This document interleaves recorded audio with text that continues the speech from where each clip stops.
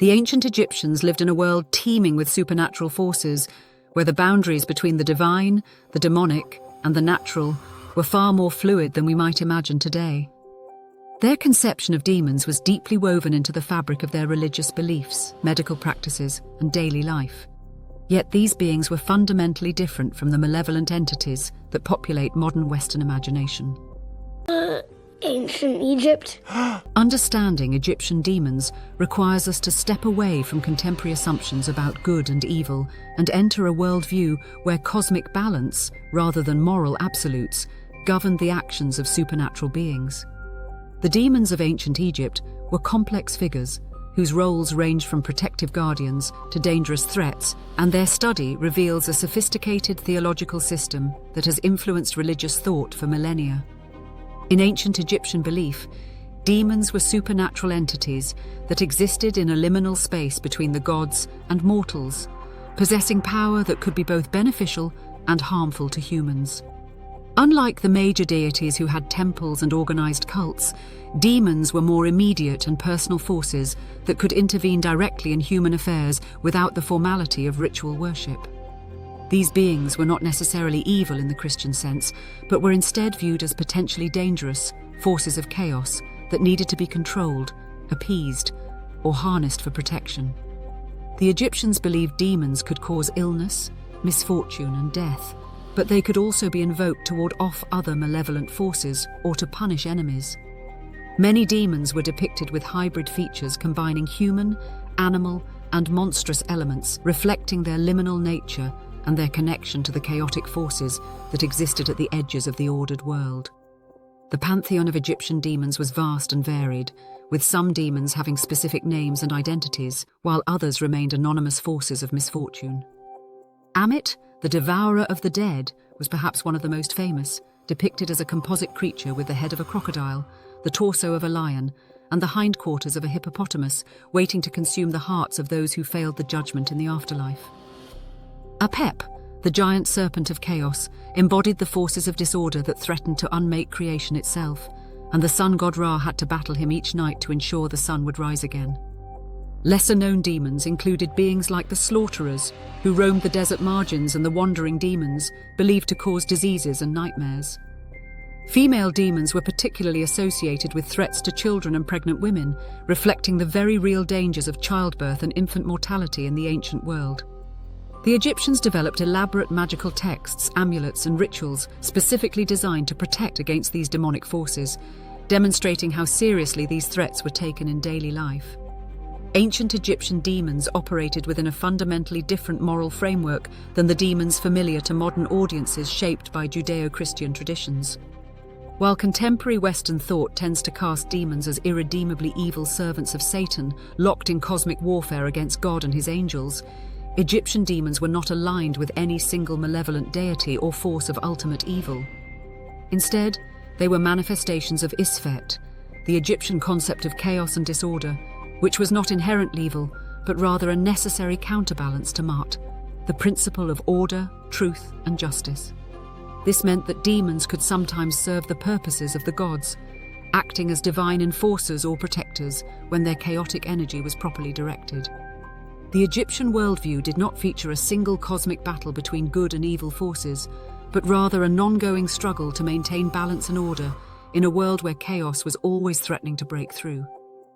Additionally, the personal nature of Egyptian demons contrasts sharply with the more systematic demonology that developed in later Christian theology, where demons were organized into hierarchies and categories with specific roles in the infernal realm. Scholars have proposed various theories to explain the development and function of demons in ancient Egyptian religion, drawing on anthropological, psychological, and historical perspectives. Some researchers suggest that demons served as explanatory mechanisms for the random misfortunes and inexplicable suffering that plagued human life, giving people a framework for understanding why bad things happened and, importantly, providing them with ritual tools to combat these forces.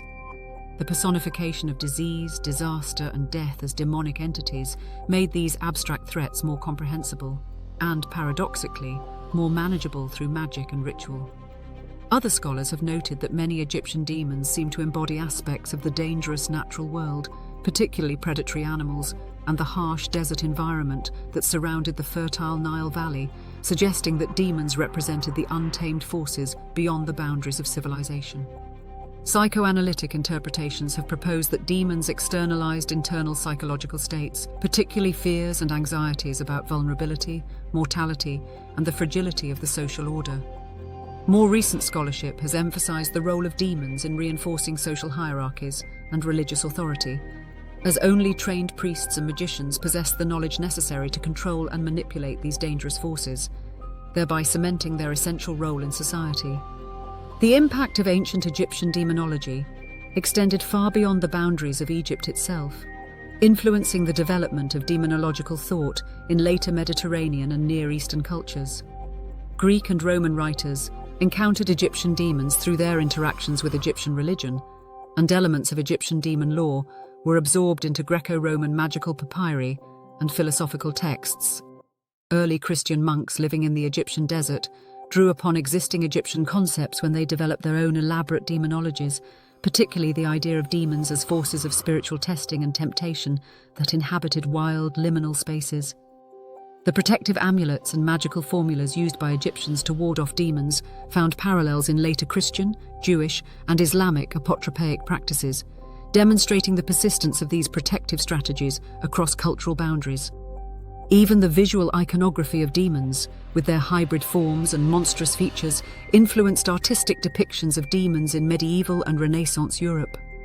The Egyptian understanding of demons as forces that could be controlled through knowledge and ritual also contributed to the development of Western magical traditions, including the elaborate demonological systems of medieval grimoires and the complex spirit hierarchies invoked by ceremonial magicians. The legacy of ancient Egyptian demons continues to fascinate modern scholars and the general public alike, offering insights into how ancient peoples understood the precarious nature of existence and the unseen forces that shaped their lives. These beings were not simply the products of superstition, but rather sophisticated theological constructs that helped the Egyptians navigate a world filled with genuine dangers and uncertainties. By examining Egyptian demons, we gain a deeper appreciation for the complexity of ancient religious thought and the ways in which different cultures have grappled with fundamental questions about suffering, chaos, and the boundaries between order and disorder. The contrast between Egyptian demons and their modern counterparts reminds us that our own assumptions about good, evil, and the supernatural are culturally constructed rather than universal truths. Understanding the demons of ancient Egypt ultimately enriches our comprehension of human religious imagination and the enduring human need to name, understand, and ultimately control the forces that threaten our well-being.